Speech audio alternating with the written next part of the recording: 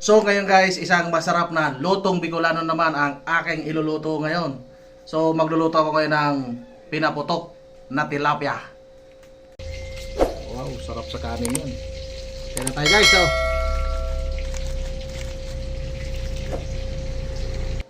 So ngayon guys, ito ang ating mga sangkap na gagamitin. Pre-prepared ko na siya. So meron tayong kamatis, sibuyas, bawang, luya, pamintang durog at saka sili. At saka siyempre gagamitan na lang natin ng Coco Mama fresh gata. At nandito naman ang ating malalaking tilapyang Batangas. So yan guys, ang tataba pagka tilapyang Batangas, yung kulay itim. Yan, dalawang malaki. At ito siyempre ang ilalagay natin na gulay, pichay. So tara na, umpisa na natin.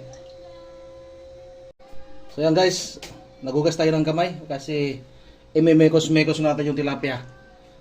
Lagyan natin yan ang ating dalawang tilapia at lalagyan natin ng paminta powder yan.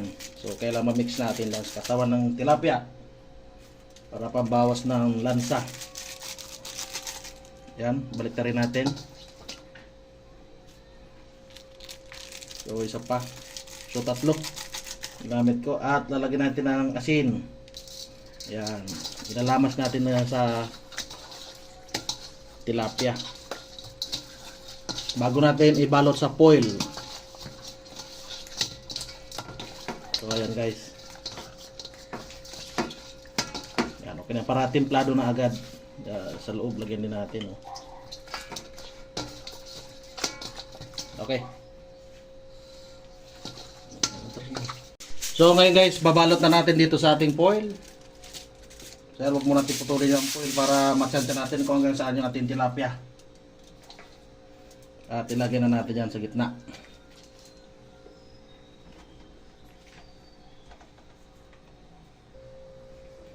So ngayon ito, palaman natin sa loob ng tilapia. Ayan, sa ilalim. Dalawa. Tapos yung kamatis, kaya ganyan natin siya hiniwa sa ilasapin natin sa ilalim yan. Yan, para hindi masunog yung isda kung sakali. Ang maunang maluluto dyan is yung kamatis, tapos magiging sarsa siya, mas masarap. Yan, tapos yung iba sa ibabaw natin lalagay. Lalagyan natin yan ng sibuyas. Yan. Bawang, at siyempre luya. Yan.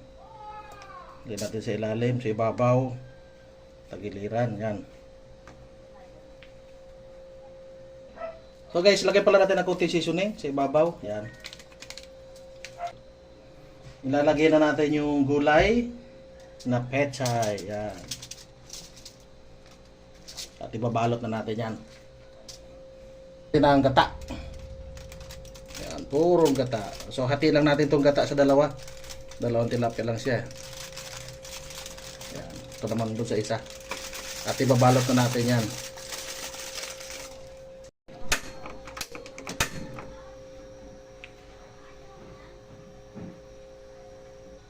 So ayan guys, naglagyan na ako ng kaunting mantika sa ating kawali. So lagyan na natin to.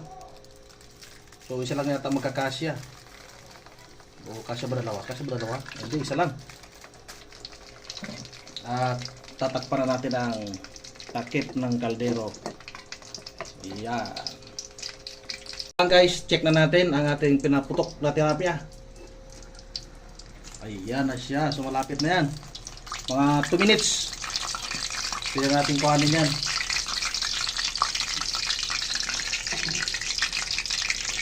So ngayon guys, kukunin na natin yung ating unang sinalang. So goods na ito. Ayan, wow. Ilipat natin dun sa plato.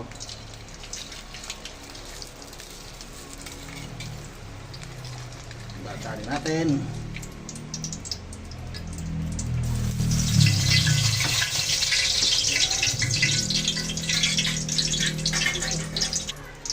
Salang naman natin ng isa. Yan. Tatakpan ulit natin yan.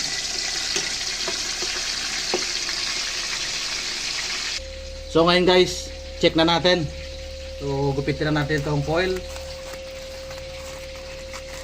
Lagyan natin ang ating pinaputok na tilapia.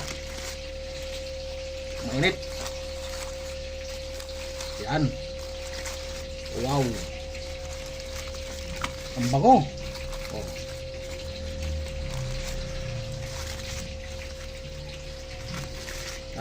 Tapos maganda yung sarsa niya, yung gata, hindi natapon sa mantika natin.